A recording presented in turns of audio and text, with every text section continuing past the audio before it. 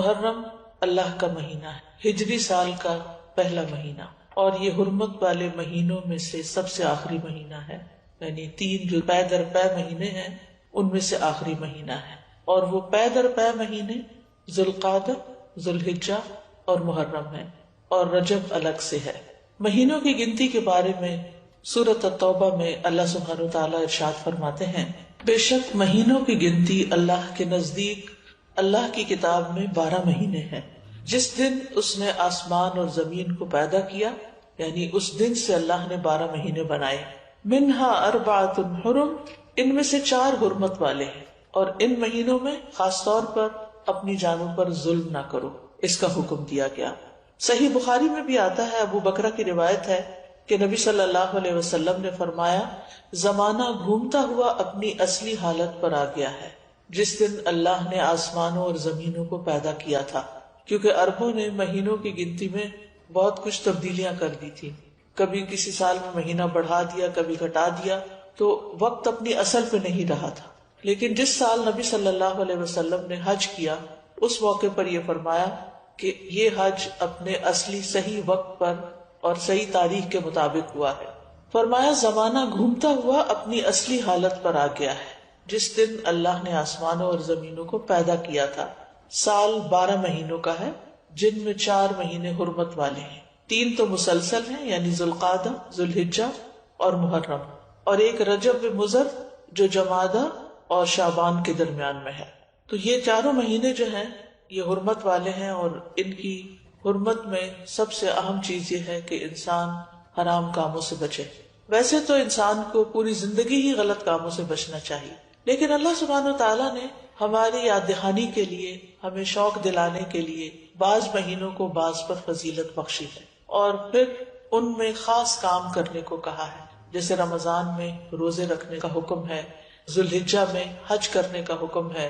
عربوں کے ہاں رجب میں زیادہ تر عمرہ کیا کرتے تھے، لیکن کوئی خاص اس کی ایسی فضیلت تو نہیں ہے۔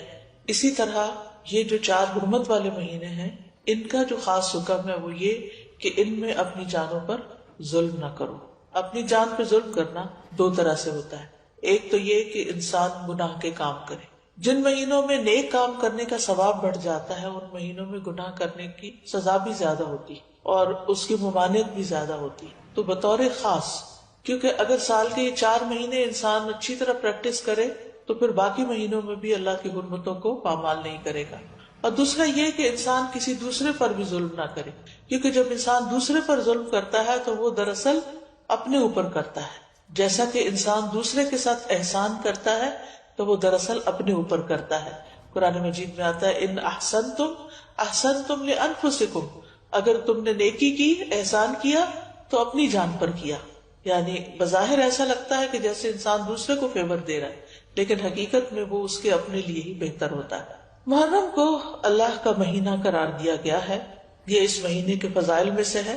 نبی صلی اللہ علیہ وسلم نے اس کے بارے میں فرمایا، ان ابی ہریرہ رضی اللہ عنہ قال قال رسول اللہ صلی اللہ علیہ وسلم افضل الصیام بعد رمضان شہر اللہ المحرم۔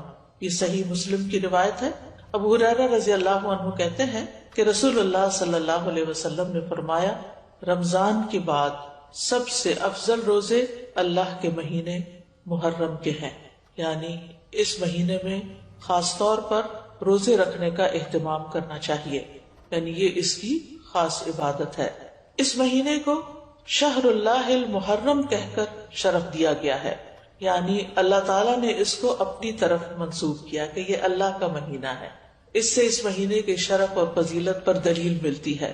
اللہ سبحانہ وتعالیٰ اپنی خاص مخلوقات کو اپنی طرف منسوب کرتا ہے، جیسے اللہ سبحانہ وتعالیٰ نے محمد صلی اللہ علیہ وسلم کو، ابراہیم علیہ السلام کو، اسحاق علیہ السلام کو، یعقوب علیہ السلام کو اور دیگر انبیاء کو اپنی عبودیت کی طرف منسوب کیا ہے کہ اللہ کے بندے، ان کو اپنا بندہ قرار دیا ہے۔ اسی طرح خانہ کعبہ کو اللہ تعالیٰ نے بیت اللہ کہا ہے، اللہ کا گھر۔ اسی طرح قوم سمود کی اونٹنی کو اللہ تعالیٰ نے ناقۃ اللہ کہا، اللہ کی اونٹنی۔ تو جس چیز کو اللہ تعالیٰ اپنی طرف منسوب کرے وہ اس کی خاص عزت اور تشریف کی وجہ سے ہوتا ہے، یعنی اس کی خاص امپورٹنس کی وجہ سے ہوتا ہے۔ اگرچہ حرمت والے مہینے 4 ہیں، لیکن ان چاروں میں سے پھر افضل جو ہے وہ محرم ہے۔ حسن بصری رحمت اللہ علیہ کہتے ہیں کہ حرمت کے مہینوں میں سے بھی سب سے افضل مہینہ محرم کا ہے۔ اگر دیکھا جائے تو سال کا آغاز اور اختتام دونوں ہی حرمت والے مہینوں سے ہوتے۔ حسن بصری کہتے ہیں کہ اللہ نے سال کو حرمت والے مہینے سے شروع کیا، یعنی محرم سے شروع کیا، اور سال کا اختتام بھی حرمت والے مہینے کے ساتھ کیا، یعنی ذوالحجہ کے ساتھ۔ اور پھر اللہ کے نزدیک ہجری سال میں رمضان کے بعد محرم سے زیادہ اور کوئی مہینہ عظمت والا نہیں۔ تو اس سے آپ اندازہ لگا سکتے ہیں کہ اس مہینے کی کتنی فضیلت ہے۔ اور محرم میں سے بھی پہلے 10 دن زیادہ فضیلت کے ہیں۔ سلف صالحین 3 اشروں کی تعظیم کیا کرتے تھے۔ ابو عثمان نہدی رحمہ اللہ کہتے ہیں کہ سلف صالحین 3 اشروں کی تعظیم کرتے تھے: رمضان کے آخری 10 دن، ذوالحجہ کے پہلے 10 دن اور ماہ محرم کے پہلے 10 دن۔ یعنی یہ 3 جیسے دھاکے جن کو کہتے ہیں، یعنی 10 دن پر مشتمل دن، یہ باقی دنوں کی نسبت زیادہ اہمیت کے حامل ہیں۔ حرمت والے مہینوں میں خاص طور پر ظلم کی ممانعت ہے۔ اللہ سبحانہ وتعالیٰ نے ان مہینوں میں جان پر ظلم کرنے سے منع کیا، فرمایا فَلَا تَظْلِمُوا فِيهِنَّ أَنفُسَكُمْ، لہذا ان مہینوں میں خاص طور پر اس چیز کا اہتمام کرنا ضروری ہے۔ یعنی حرمت والے مہینوں میں ظلم کی سنگینی کا ذکر ہے، یعنی اس میں ظلم کرنا، کسی بھی انسان پر، کسی جاندار پر، کسی بھی چیز پر کسی کا بھی حق نہ دینا، یہ زیادہ بڑا گناہ ہے، یعنی دوسرے مہینوں کی نسبت۔ اگرچہ سارا سال ہی منع ہے، ہر حال میں ظلم سنگین ہوتا ہے، لیکن ان مہینوں میں بطور خاص منع کیا گیا ہے۔ پھر ایک اور بات یہ ہے کہ محرم کے مہینے میں خاص عبادت جو ہے وہ روزے رکھنے کی ہے۔ تو اس مہینے میں اللہ کی توفیق سے اگر ممکن ہو تو کثرت سے روزے رکھنا مستحب ہے۔ روزوں کے اعتبار سے رمضان کے بعد سب سے افضل مہینہ ہے۔ صحیح مسلم کی روایت ہے، ابو ہریرہ کہتے ہیں کہ رسول اللہ صلی اللہ علیہ وسلم نے فرمایا، رمضان کے بعد سب سے افضل روزے اللہ کے مہینے محرم کے ہیں۔ ابن رجب کہتے ہیں کہ یہ حدیث اس معنی میں واضح اور صریح ہے کہ رمضان کے بعد نفلی روزوں میں افضل ترین روزے اللہ کے مہینے محرم کے روزے ہیں، اور یہ سب نفلی روزے ہیں۔ فرض روزوں سے پہلے محرم میں روزے رکھے جاتے تھے، پھر جب فرض روزے رمضان میں ہو گئے تو پھر محرم کے روزے جو ہیں وہ نفلی ہو گئے۔ نبی صلی اللہ علیہ وسلم صرف شعبان میں کثرت سے روزے رکھتے تھے۔ عائشہ رضی اللہ تعالی عنہا روایت کرتی ہیں کہ نبی صلی اللہ علیہ وسلم شعبان کے مہینے سے زیادہ کسی اور مہینے میں نفلی روزے نہیں رکھتے تھے۔ مطلب آپ نے محرم کا سارا مہینہ روزے نہیں رکھے یا شعبان سے زیادہ نہیں رکھے۔ اسی طرح صحیح بخاری کی روایت ہے، ابن عباس کہتے ہیں نبی صلی اللہ علیہ وسلم نے رمضان کے سوا کبھی پورا 1 مہینہ روزے نہیں رکھے۔ تو اگرچہ اس مہینے کے روزے افضل ہیں، لیکن پورا مہینہ رکھنے کی ضرورت نہیں ہے۔ آپ روزے رکھتے حتیٰ کہ کہنے والا کہتا واللہ آپ کبھی افطار نہیں کریں گے، یعنی مسلسل رکھتے چلے جاتے تھے، اور افطار کرتے یعنی چھوڑ دیتے روزے رکھنا حتیٰ کہ کہنے والا کہتا اللہ کی قسم آپ کبھی روزے نہیں رکھیں گے۔ تو اس میں آپ کا جو پیٹرن تھا تسلسل کے ساتھ روزے رکھنے کا، وہ ہمیشہ کے لیے نہیں ہوتا تھا۔ اور یہ کیوں نہیں کیا آپ نے؟ اس لیے نہیں کہ آپ کے اندر طاقت نہیں تھی، اس لیے کہ امت کے لیے مشکل نہ ہو، کیونکہ امت میں بہت سارے لوگ ایسے ہوتے ہیں جو نبی صلی اللہ علیہ وسلم کی ہر بات کو کاپی کرنا چاہتے ہیں، ہر سنت کی پیروی کرنا چاہتے ہیں، تو پھر یہ چیز مشکل ہو جاتی۔ اب سوال یہ پیدا ہوتا ہے کہ نبی صلی اللہ علیہ وسلم محرم کی بجائے شعبان میں کثرت سے روزے کیوں رکھتے تھے؟ علماء کو اس مسئلے میں اشکال ہوا ہے کہ اگر محرم زیادہ افضل ہے تو آپ شعبان میں کیوں زیادہ روزے رکھتے؟ کہ آپ نے صراحت کے ساتھ یہ فرمایا کہ ماہ محرم کے روزے جو ہیں وہ افضل ہیں۔ تو اس میں بعض علماء یہ کہتے ہیں کہ شاید آپ کو محرم کی فضیلت کا علم زندگی کے آخری ایام میں، یعنی شروع سے نہیں یہ بات بتائی گئی، اور یہ بھی ہو سکتا ہے کہ اس مہینے میں آپ کو کئی عذر پیش آ جاتے تھے جس کی وجہ سے آپ یہ روزے نہیں رکھ سکتے تھے، جیسے سفر ہے یا بیماری کا لاحق ہونا ہے، لیکن چونکہ آپ نے فرما دیا ہے کہ یہ افضل ہے تو بہرحال یہ افضل ہے، یعنی اس مہینے میں روزے رکھنا۔ اور اس مہینے میں سے بھی خاص طور پر 10ویں تاریخ کا روزہ رکھنا۔ جمہور علماء کے نزدیک عاشورہ محرم کا 10واں دن ہے، اور اس دن روزہ رکھنا جو ہے وہ مستحب ہے۔ اور عاشورہ ایک اسلامی نام ہے، جاہلیت میں یہ نام معلوم نہیں تھا۔ کوئی سے جانتا نہ تھا، یعنی اس وقت 10 محرم کو عاشورہ نہیں کہتے تھے. تو عاشورہ کا روزہ جو ہے یہ مستحب ہے اور اس کی بہت فضیلت ہے. صحیح مسلم میں آتا ہے رسول اللہ صلی اللہ علیہ وسلم نے فرمایا، اور یوم عاشورہ کا روزہ میں امید رکھتا ہوں کہ پچھلے سال کے گناہوں کا کفارہ بن جائے گا، پچھلے سال کے گناہوں کا کفارہ بن جائے گا. ان یکفر السنۃ التی قبلہ. اب یہ گناہوں میں سے کیا مراد ہے؟ اس کے بارے میں آتا ہے کہ عاشورہ کا روزہ تمام صغیرہ گناہوں کا کفارہ بنتا ہے اور کبیرہ گناہوں میں کمی کا باعث بنتا ہے، یعنی اس میں تخفیف ہوتی. کبیرہ گناہوں کا کفارہ نہیں بنتا. مثلا اگر کسی نے کسی کو قتل کر دیا، اللہ نہ کرے، یا اسی طرح کوئی شراب پیتا ہے یا کوئی زنا کرتا ہے یا کوئی اور اس طرح کے بڑے بڑے گناہوں کے کام کرتا ہے اور وہ کہے کہ میں عاشورہ کا روزہ رکھ لوں گا اور میرا سب کچھ معاف ہو جائے گا، تو ایسا نہیں ہے. کبیرہ گناہوں پر حدود بھی ہیں، کبیرہ گناہوں پر بعض اوقات کفارہ بھی ہے، توبہ ہے، یعنی ان کا معاملہ الگ ہے. لیکن چھوٹے چھوٹے گناہ جو انسان سے ہو جاتے ہیں، کوتاہیاں ہو جاتی ہیں، غفلتیں ہو جاتی ہیں، تو ان کا کفارہ جو ہے وہ 10 محرم کے روزے سے ہوتا ہے، 1 سال کا. اور اگر کسی کے اعمال نامے میں صغیرہ گناہ نہ ہو، خوش قسمت ہو، تو پھر اس کے اعمال نامے میں اس روزے کے بدلے نیکیاں لکھ لی جاتی ہیں اور اس کے درجات بلند کر دیے جاتے ہیں. اور پھر اگر کسی کا کوئی ایک آدھ کبیرہ گناہ ہو، جیسے والدین کو ستانا ہے یا کوئی اور اس طرح کے کام ہے، یا غیبت کر لی کسی نے، کسی پہ الزام لگا دیا ناسمجھی میں، کچھ ہوتے ہیں جان بوجھ کے کرتے، کچھ ہوتے ہیں کہ ایسے منہ سے بات نکل جاتی، یعنی آپ کا ارادہ نہیں تھا کہ کسی کی آپ برائی کرے، لیکن کسی نے آپ کے سامنے کسی کی شکایت کی تو آپ نے بھی کوئی ساتھ جملہ بول دیا. کئی دفعہ ایسے ہوتا ہے نا کہ ہاں وہ تو ہے ہی ایسا، آپ نے تائید کر دی. تو اب بہرحال آپ نے کسی کی برائی تو کری تھی، تو ہو سکتا ہے کہ کسی کے اعمال نامے میں بہت زیادہ ایسی چیزیں نہ ہوں، خال خال کبھی کبھار کی ہوئی ہوں، تو پھر امید کی جا سکتی ہے کہ اس کے لیے ان گناہوں سے بھی کفارے کا باعث بنے گا. پھر اہل و عیال اور اپنے ماتحت لوگوں کو بھی اس دن روزہ رکھوانا چاہیے. یعنی صرف آپ خود ہی نہ رکھ لیں، اپنے بچوں کو بھی کہیں، گھر میں بھی بتائیں، رشتہ داروں کو بتائیں، اوروں کو بھی قائل کریں. یعنی انسان کو چاہیے کہ اپنے اہل و عیال اور جن لوگوں کی ذمہ داری اس پہ عائد ہوتی ہے ان کے بارے میں اس روزے کے حوالے سے خاص خیال رکھیں. سحری کے لیے ان کو جگائیں، ان کو سحری بنا کے دیں، ان کو روزہ رکھنے پر مدد کریں، تو ان کا بھی ثواب آپ کو مل جائے گا. ربیہ بنت معبد رضی اللہ عنہما سے روایت ہے، وہ کہتی ہیں کہ نبی صلی اللہ علیہ وسلم نے عاشورہ کے دن صبح کے وقت انصار کی بستیوں میں یہ پیغام بھیجا کہ جس نے آج روزہ نہ رکھا ہو وہ باقی دن کچھ نہ کھائے، اور جس نے روزہ رکھا ہو وہ روزے سے رہے. یعنی جس نے تو صبح سے کچھ نہیں کھایا وہ اب کچھ نہ کھائے، اور جس نے اگر کچھ کھا بھی لیا باقی دن کا روزہ رکھ لے. یعنی اتنی تاکید ہے. ربیہ کہتی ہیں کہ اس حکم کے بعد ہم عاشورہ کا روزہ رکھتی تھی اور اپنے بچوں کو بھی رکھواتی، نیز انہیں بہلانے کے لیے ہم روئی کے کھلونے بنا دیتی. جب ان میں سے کوئی کھانے کے لیے روتا تو ہم اسے وہ کھلونا دے دیتی، یہاں تک کہ افطار کا وقت آ جاتا. یعنی بہلا پسلا کے بچوں کو بھی روزہ رکھوا دیتے. تو اس سے اندازہ کریں کہ اس روزے کی کتنی اہمیت ہے. پھر اسی طرح اہل کتاب بھی یہ روزہ رکھا کرتے تھے، یعنی جو مدینہ میں یہودی تھے وہ بھی یہ روزہ رکھتے تھے. تو نبی صلی اللہ علیہ وسلم نے ان کی مخالفت کرتے ہوئے 10ویں کے ساتھ 9ویں کے روزے کو بھی مستحب قرار دیا. صحیح مسلم میں ہے، عبداللہ بن عباس کہتے ہیں کہ جب رسول اللہ صلی اللہ علیہ وسلم نے یوم عاشورہ کا روزہ رکھا اور اس دن روزہ رکھنے کا حکم دیا تو صحابہ نے عرض کی، اللہ کے رسول، یہی دن ہے جس کی یہود و نصارہ تعظیم کرتے ہیں، یعنی ان کے نزدیک بھی یہ دن بڑا امپورٹنٹ ہے. اس پر رسول اللہ صلی اللہ علیہ وسلم نے فرمایا، جب آئندہ سال ہوگا تو اگر اللہ نے چاہا ہم 9ویں دن کا بھی روزہ رکھیں گے. اس کے بعد آئندہ سال نہیں آیا کہ رسول اللہ صلی اللہ علیہ وسلم وفات پا گئے.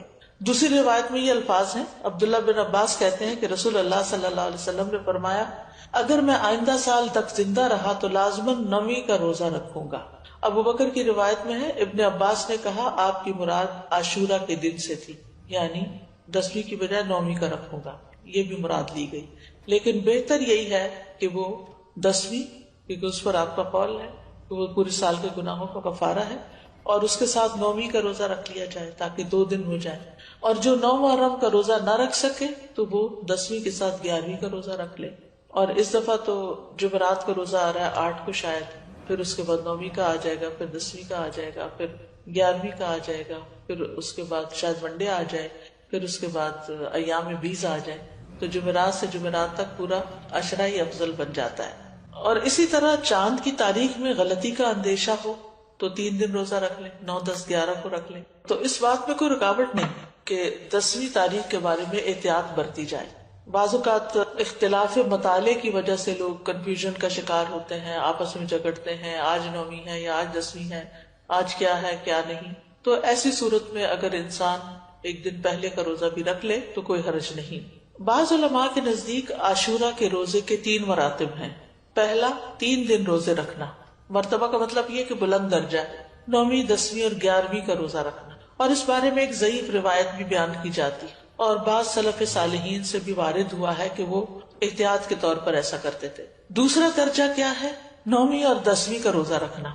اکثر احادیث اس کی تائید کرتی ہیں اور اسی کے بارے میں سنت وارد ہوئی، جیسے میں نے پہلے حدیث بتائی آپ کو. اور تیسرا ہے صرف 10ویں کا روزہ رکھنا، اور ایسا کرنا جائز ہے، مکروہ نہیں ہے. یعنی جن کو اللہ تعالیٰ توفیق دے تو وہ اعلیٰ درجے کا کام کرے، 3 دن روزہ رکھے، 9ویں، 10ویں، 11ویں. جو 3 نہیں رکھ سکتے وہ کم از کم 2 دن کا رکھیں، 9ویں، 10ویں کا رکھیں یا 10ویں، 11ویں کا رکھیں. اور جن کے لیے بہت ہی مشکل ہے وہ کم از کم 10ویں تاریخ کا روزہ ضرور رکھ لیں. یہ بات واضح کرنا اس لیے ضروری ہے کہ اگر کوئی 9 اور 10 کا نہیں رکھ سکتا، صرف 10 کا رکھ رہا ہے، تو اس پر نکیر نہ کی جائے، اس کو برا بلا نہ کہا جائے یا یہ نہ کہا جائے کہ تم نے غلط کیا. یہ غلط نہیں ہے، یہ درجے اور مرتبے ہیں. اسی طرح 10 محرم اگر جمعہ یا ہفتہ کو آ رہی ہو تو اس ایک دن کا روزہ رکھنا بھی جائز ہے. خالی جمعے کو اکیلا کر کے روزہ رکھنا عام طور پر پسندیدہ نہیں، لیکن اگر محرم کا روزہ اس تاریخ کو آ رہا ہے، عاشورہ کا روزہ، تو پھر جمعے کے دن بھی رکھا جا سکتا ہے. پھر اسی طرح اگر فرض روزوں کی قضا باقی ہو، عموماً یہ کہا جاتا ہے نا کہ اگر آپ کے اوپر فرض روزے ہیں تو پہلے وہ پورے کریں پھر نفل پہ آئیں، لیکن اس روزے کی فضیلت کی وجہ سے آپ اس دن کا روزہ رکھ لیں، پھر اس کے بعد باقی قضا پوری کر لیں.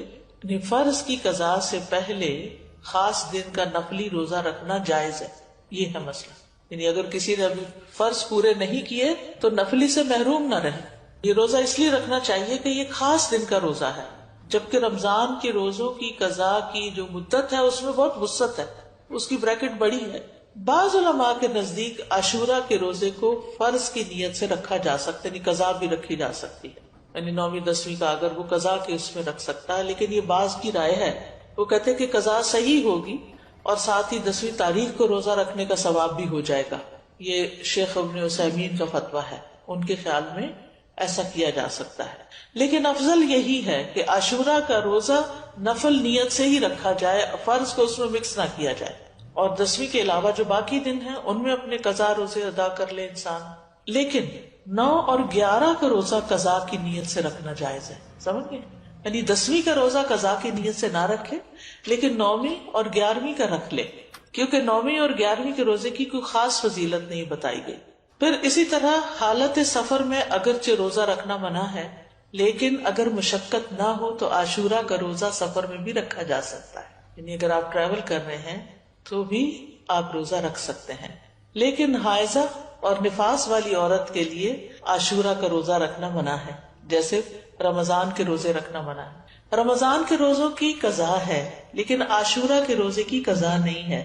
یعنی اگر کسی خاتون سے عاشورہ کا روزہ چھٹ گیا ہے شرعی عذر کی وجہ سے، پیریڈز کی وجہ سے یا نفاس کی وجہ سے، تو ایسی صورت میں اس کو محرم کے کسی اور دن عاشورہ کا روزہ رکھنے کی ضرورت نہیں ہے. محرم کے روزے ویسے ہی افضل ہیں تو وہ روزہ رکھ لے. ابو موسیٰ سے روایت ہے، وہ کہتے ہیں رسول اللہ صلی اللہ علیہ وسلم نے فرمایا، جب آدمی بیمار ہوتا ہے یا سفر کرتا ہے تو وہ جس قدر عبادات بحالت اقامت اور دوران صحت میں کرتا تھا اس کے لیے وہ سب لکھ دی جاتی ہیں. یعنی اگر ایک خاتون ہے ہر سال روزہ رکھتی ہیں عاشورہ کا، لیکن اس سال وہ شرعی عذر کی وجہ سے نہیں رکھ سکتی، تو بعض اوقات پریشان ہونے لگتے ہیں، وہ کمپلینٹ کرنے لگتے ہیں، کیا بنے گا، کیا ہو گیا، یہ کیوں ہو گیا، وہ کیوں ہو گیا. نہیں، یہ تو اللہ کی طرف سے ہے عذر. کوئی بھی خاتون خود اپنے ایام تو نہیں شروع کر سکتی، تو ایک فطری طریقہ ہے، اور اس کو اپنے وقت پر ہی جب اللہ کا حکم ہوتا ہے شروع ہونا ہوتا ہے. تو ایسی صورت میں اس کو یہ تسلی رکھنی چاہیے کہ میں نے صحت کی حالت میں جو روزے رکھے ہیں، انشاءاللہ اگر اس دفعہ میں عذر کی وجہ سے نہیں رکھ سکتی تو اللہ تعالیٰ مجھے اس کا بھی اجر دے دے گا. اس سے ایک بات یہ پتہ چلتی ہے کہ صحت کی حالت میں انسان کو جتنی نیکیاں ہو سکے کر لینی چاہیے تاکہ بیماری کے دنوں میں ان کا اجر لکھا جاتا رہے. یعنی انسان کو صحت کی حالت میں نیکیوں کا حریص ہونا چاہیے، اپنے معمولات بنانے چاہیے. یہ نہیں ہے پیزرلی کبھی کچھ کر لیا کبھی کچھ کر لیا، نہیں. جیسے انسان کوشش کر کے جیسے تہجد کی عادت ڈالے، صلاۃ الضحیٰ کی عادت ڈالے، دن میں اذکار کرنے کی عادت ڈالے، اپنی تلاوت کی عادت ڈالے، یعنی ہر روز ایک مخصوص حصہ جو ہے ورد یومی جس کو کہتے ہیں وہ ہر صورت اپنا ادا کرنے کی کوشش کرے، نمازوں کے بعد کی سنتوں کی پابندی کرے. تو پھر اگر وہ بیمار ہو جاتا ہے اور بیٹھ کے نماز پڑھ رہا ہے اور اشاروں سے پڑھ رہا ہے تو انشاءاللہ جو وہ اپنی صحت کے دنوں میں جیسے وہ پڑھا کرتا تھا اس کے مطابق اس کو اجر مل جائے. تو صحت کو بیماری سے پہلے غنیمت جانے اور اس میں اچھی عادتیں اپنائیں، دینی اعتبار سے بھی سستی نہ کریں کہ انسان اور کاموں میں لگا رہے اور نمازوں کی پرواہ نہ کرے یا عبادات سے غافل رہے تو صرف دنیا کے پیچھے بھاگتا رہے. نہیں، عام دنوں میں صحت کے دنوں میں انسان پابندی کرے تاکہ اس کا اجر محفوظ ہو جائے. کیونکہ اگر کوئی زندہ رہتا ہے تو بڑھاپا تو آنا ہی آنا ہے اور بڑھاپے کی کمزوریاں بھی لاحق ہونی ہے. یہ الگ بات ہے کہ کچھ لوگوں کو اللہ سبحانہ وتعالیٰ ایسی توفیق دیتا ہے کہ وہ بڑھاپے میں بھی اپنی عبادت جاری رکھتے ہیں، بلکہ وہ جوانی سے بھی زیادہ اس میں عبادت کرتے ہیں کہ اب فرصت ہوگی، فراغت ہوگی، اور یہ اللہ ہی کی توفیق سے ہوتا ہے. تو عام دنوں میں جو کی جانے والی عبادت ہے اس کو انسان شوق سے کرے، پابندی کے ساتھ کرے، چھوٹی چھوٹی باتوں پر ان چیزوں کو چھوڑ نہ دے. عاشورہ کا روزہ پہلے فرض تھا، بعد میں اس کی فرضیت منسوخ ہو گئی تھی، مستحب ہو گیا تھا. حضرت عائشہ کہتی ہیں کہ رمضان کے روزے فرض کیے جانے سے پہلے رسول اللہ صلی اللہ علیہ وسلم عاشورہ کے روزے کا حکم دیا کرتے تھے. اس کے بعد جب رمضان کا مہینہ فرض کر دیا گیا تو جو چاہتا عاشورہ کے دن روزہ رکھ لیتا اور جو چاہتا نہ رکھتا.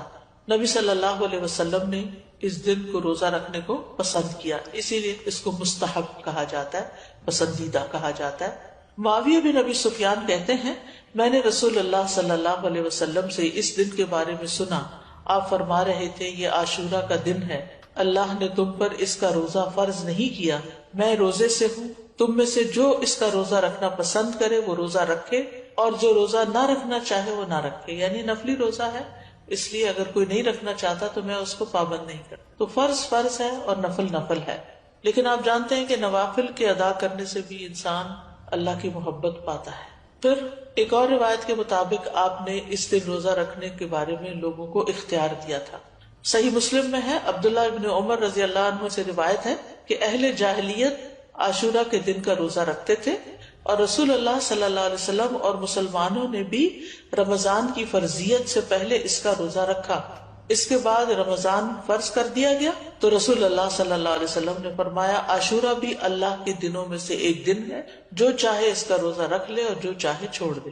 لیکن یہ یاد رکھیے کہ عرفہ کا روزہ عاشورہ کے روزے سے افضل ہے. ابھی پچھلے مہینے جو عرفہ کا روزہ رکھا گیا تھا 9 تاریخ کا روزہ، وہ 2 سال کے گناہوں کا کفارہ ہے، جبکہ محرم کا روزہ جو ہے وہ 1 سال کے گناہوں کا کفارہ ہے. اس کی حکمت کے بارے میں کہا جاتا ہے کہ 10ویں محرم کا روزہ موسیٰ علیہ السلام کی طرف منسوب ہے اور عرفہ کا روزہ نبی صلی اللہ علیہ وسلم کی طرف منسوب ہے. جیسا کہ آپ جانتے ہیں کہ موسیٰ علیہ السلام کو اللہ تعالیٰ نے اس دن فرعون سے نجات دی تھی جب وہ سمندر پار کر آئے تھے بنی اسرائیل کے ساتھ، تو اس کے لیے شکرانے کے طور پر بنی اسرائیل اس کا روزہ رکھا کرتے تھے. اور یہ ہماری شریعت کے خصائص میں سے ہے کہ نبی صلی اللہ علیہ وسلم کی طرف جو چیز منسوب ہو آپ کی برکت کی وجہ سے اس کا اجر زیادہ کر دیا جاتا ہے. ویسے بھی اس امت کے اجر باقی امتوں کے مقابلے میں زیادہ ہے. اسی طرح کچھ اور وجوہات بھی بتائی گئی ہیں اور یہ کہا جاتا ہے کہ عرفہ کا دن جو ہے وہ حرمت کے مہینوں میں سے درمیانی مہینے میں، اس سے پہلے بھی حرمت والا مہینہ ہے، اس کے بعد بھی. یہ ایک رائے ہے. ایک قول یہ ہے کہ 10ویں محرم کو اللہ نے موسیٰ علیہ السلام پر اپنی نعمت کو مکمل کیا، انہیں ان کے دشمن سے نجات دی، اور عرفہ کے دن اللہ نے اپنے رسول محمد صلی اللہ علیہ وسلم پر رسالت مکمل کر کے ان پہ انعام فرمایا. الیوم اکملت لکم دینکم واتممت علیکم نعمتی ورضیت لکم الاسلام دینا. اور دین میں حاصل ہونے والی مکمل نعمت جسم میں حاصل ہونے والی مکمل نعمت سے زیادہ افضل ہے. یعنی بنی اسرائیل کو نعمت ملی تھی جسمانی آزادی کی، جو فرعون نے ان کو غلام بنا رکھا تھا، اور محمد صلی اللہ علیہ وسلم کی امت کو کامل دین ملا اس سے. تو دین جو ہے وہ جسم سے افضل ہے. دینی نعمتیں، روحانی نعمتیں جسمانی نعمتوں سے افضل ہوتی ہیں، لیکن ہم عام طور پر جسمانی نعمتوں کے حصول کے لیے زیادہ کوشش بھی کرتے ہیں اور زیادہ ایکسپرٹیز حاصل کرتے ہیں. پھر اسی طرح اس مہینے کے روزے ہوں یا عرفہ کا روزہ ہو یا رمضان کا روزہ ہو، روزوں کے اپنے جسمانی اور نفسیاتی فوائد ہیں اور بعض اوقات انسان کی عقل سے باہر ہے. کوشش ہمیں یہی کرنی چاہیے کہ کوئی مہینہ ایسا نہ گزرے کہ جس میں ہم کم از کم ایک روزہ نہ رکھیں یا 3 دن کے روزے نہ رکھیں، کیونکہ ہر مہینے میں 3 دن کے روزے جو ہیں وہ سینے کا وحر دور کرتے ہیں. عمرو بن شرحبیل سے سنن نسائی کی روایت ہے، نبی صلی اللہ علیہ وسلم سے کہا گیا کہ ایک آدمی ہمیشہ روزے رکھتا ہے. آپ نے فرمایا کاش وہ کبھی کھانا نہ کھاتا اور مر جاتا. یعنی پسند نہیں کیا نا آپ نے اس بات. لوگوں نے عرض کیا 2/3 دنوں کے روزے کیسے ہیں؟ 2/3 یعنی ایک مہینے کا 2/3.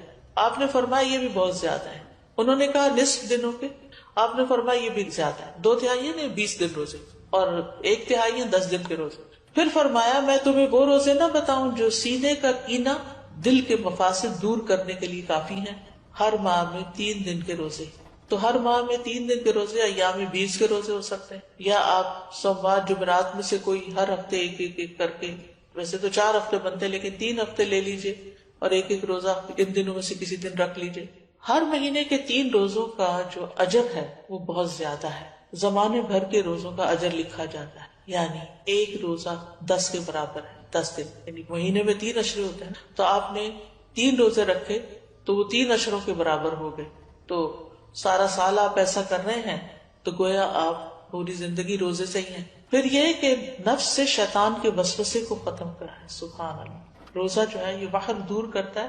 یہ جو وسوسے ہمیں ستاتے ہیں نا، بعض اوقات نعوذ باللہ اللہ تعالیٰ کے بارے میں کوئی ایسی بات ذہن میں ڈال دیتا ہے، کوئی رسول اللہ صلی اللہ علیہ وسلم کے بارے میں، دین کے بارے میں، قرآن کے بارے میں، انسانوں کے بارے میں. شیطان کا تو کام ہی وسوسے ڈالنا ہے. من شر الوسواس الخناس الذی یوسوس فی صدور الناس من الجنۃ والناس. تو روزہ رکھنے سے شیطان کے وسوسوں سے نجات ملتی ہے. شیطان جسم میں خون کی طرح دوڑتا ہے، تو جب ہم زیادہ کھاتے پیتے ہیں، ہماری سرکولیشن زیادہ ہوتی ہے تو اس کی بھی ایکٹیویٹی زیادہ ہوتی ہے. اور جب ہم روزہ رکھتے ہیں تو وہ رگیں تنگ ہوتی ہیں اور شیطان کو تنگی ہوتی ہے، تو وہ اپنا کام بہتر طور پہ نہیں کر سکتا. پھر اسی طرح یہ بھی آتا ہے کہ یہ روزے دار کے دل کو کینے، بغض سے اور عداوت سے پاک کر دیتے ہیں. بعض اوقات انسان اپنے آپ سے ہی پریشان اور تنگ ہوتا ہے کہ کچھ لوگوں کے بارے میں اس کے دل میں جو غصہ یا غضب ہوتا ہے وہ نکلتا نہیں. اسی ہفتے ہم نے سورۃ محمد میں اللہ یخرج اللہ اضغانکم ضغن کی بات پڑھی اور ضغن کی تعریف بھی پڑھی کہ ایسی نفرت جو انسان دل سے نہ نکال سکے، یعنی وہ دل کے اندر رہے. کسی انسان نے کبھی زندگی میں آپ سے کوئی زیادتی کر لی، انسان ہونے کے ناطے زیادہ ہی زیادتی کر لی، اب وہ آپ کو کبھی بھولتی نہیں اور آپ بار بار اپنے آپ کو یہ یاد دلاتے ہیں میں تو اس کو کبھی بھول نہیں سکتی، اس کو میں نہیں بھول سکتی، یہ تو میرے حافظے سے جاتا ہی. اچھا پھر کیا ہوتا ہے؟ بیٹھے بیٹھے بھی اگر آپ کو وہ دکھ یاد آئے تو آپ رونا شروع کر دیتے اور آپ پریشان ہوتے ہیں. تو ایسے سارے بوجھ اتار دینے چاہیے دل سے، یعنی بجائے اس کے کہ انسان ان کو پالے اور غمگین رہے اور پریشان رہے، ہلکا پھلکا رہے. لیکن یہ اتنا آسان نہیں ہے. اس میں ایک تو یہ ہے کہ انسان اپنے آپ کو پازیٹیو اسٹروکس دے کہ میں نے معاف کر دیا، میں معاف کر دوں گی، میں اپنے دل سے نکال دوں گی، مجھے اس سے کچھ لینا دینا نہیں، مجھے اس کا بدلہ نہیں لینا، میں اس کو معاف کر رہی ہوں، اللہ مجھے معاف کر دے، میں اپنے دل سے نکال رہی ہوں. یعنی باقاعدہ پھر وہ امیج بنتے ہیں کہ نکال دیا نکال دیا نکال دیا. اور اس میں روزے آپ کو مدد دیں گے کہ آپ ان مصیبتوں سے باہر نکلیں. پھر یہ روزے دل کو نرم کرتے ہیں، سختی ختم کرتے ہیں، پریشانی اور کدورت کو دور کرتے ہیں، سینے کو خوشی سے بھر دیتے ہیں. یعنی انسان کے جسم کے اندر کچھ ہارمونز ایسے پروڈیوس ہوتے ہیں کہ جو اس کی تکلیف کو دور کرتے ہیں، نہ صرف جسمانی بلکہ اس کے ساتھ ساتھ پریشانی بھی دور ہوتی ہے. دل کے غم اور رنجیدہ ہونے کا مؤثر علاج ہے. یعنی جس کا دل اکثر غمگین رہتا ہو، اٹھتے بیٹھتے کبھی کسی کی یاد ستائے، کبھی کسی کا رویہ ستائے، تو اس کو یہ پریکٹس شروع کرنی چاہیے، یعنی روزے رکھنے چاہیے. اب تو بہت سی اس پہ تحقیقات بھی ہو چکی ہیں کہ بہت سے جسمانی امراض کے لیے، فزیکل ایلمنٹس کے علاج کے لیے روزے جو ہیں یہ بہت فائدہ دیتے ہیں. خاص طور پر 3 روزے مہینے کے جو ہیں سینے کا وحر دور کرتے ہیں. وسوسہ، کینہ، عداوت، غصہ، کڑنا، جلنا، دل کی سختی، کدورت، یہ ساری چیزیں رفع دفع ہو جاتی ہیں ان روزوں کی برکت سے. امام سیوطی جو ہیں وہ نسائی کی شرح میں وحر الصدر جو ہے اس کے بارے میں کہتے ہیں کہ النہایہ ایک لغت کی کتاب ہے، اس کے مصنف کہتے ہیں یعنی یہ کینے اور وسوسے سے باہر ہوتا ہے. ایک قول ہے یہ کینہ اور غصہ ہوتا ہے، ایک قول ہے کہ اس سے مراد عداوت ہے، ایک قول ہے اس سے مراد شدید ترین غصہ ہے. سندھی کہتے ہیں یہ روزے ان کیفیات کو ختم کر دیتے ہیں، یعنی وسوسوں وغیرہ کو ختم کر دیتے ہیں، قدورتوں اور سختیوں کو ختم کر دیتے ہیں. لیکن روزہ اللہ کی خوشنودی کے لیے رکھنا چاہیے، اس نیت سے نہیں رکھنا چاہیے کہ میرے سینے کا کینہ دور ہو جائے. یہ یاد رکھیے، عبادت ساری کی ساری اللہ کی رضا کے لیے ہونی چاہیے، ثواب حاصل کرنے کی نیت سے ہونی چاہیے. یعنی جو روزہ رکھنا چاہتا ہے اس کے لیے ضروری ہے کہ وہ خالص اللہ کی رضا اور ثواب طلب کرنے کی نیت سے روزہ رکھے. جو صرف بیماریوں کی شفا کے لیے روزہ رکھے گا یا وہر دور کرنے کے لیے روزہ رکھے گا تو وہ قبولیت کی شرط کو کھو دے گا، کیونکہ جو کام اللہ کے لیے نہ ہو وہ فائدہ نہیں دیتا. تو بہرحال 10ویں محرم کے دن کی ہم بات کر رہے تھے اور روزے کی بات کر رہے تھے. تو 10ویں محرم کا دن جو ہے ہر دور کے مسلمانوں کے درمیان ایک تعلق بھی قائم کرتا ہے. صحابہ نے رکھا، پھر تابعین نے، پھر تبع تابعین نے، پھر امت کے باقی نیک لوگوں نے، پھر آج ہم بھی رکھ رہے ہیں تو ہم سب کا ایک کنیکشن ہو جاتا ہے، نیکی کے کام میں ایک تعلق ہو جاتا ہے، اور ہمارا جو ایک ایمانی بھائی چارہ ہے اس کو وہ عملاً ثابت کرتا ہے. والمؤمنون والمؤمنات بعضهم اولیاء بعض، مومن مرد اور عورتیں ان کے بعض کے دوست ہیں. اور یہ دوستی صرف اپنے زمانے کے لوگوں کے لیے نہیں بلکہ پیچھے سے چلی آ رہی. اور 10ویں محرم کا دن شکر ادا کرنے اور مصیبتوں میں اللہ سے مدد طلب کرنے کا دن ہے. اس دن موسیٰ علیہ السلام سے ان کی قوم نے کہا انا لمدرکون، سورۃ الشعراء کی آیت نمبر 61 ہے. تو موسیٰ علیہ السلام نے جواب دیا کلا ان معی ربی سیہدین، ہرگز نہیں، بے شک میرے ساتھ میرا رب ہے، وہ مجھے ضرور راستہ بتائے گا، وہ میری مدد کرے گا. تو بہرحال جب قوم پار ہو گئی تو پھر موسیٰ علیہ السلام نے شکرانے کے روزے لکھا.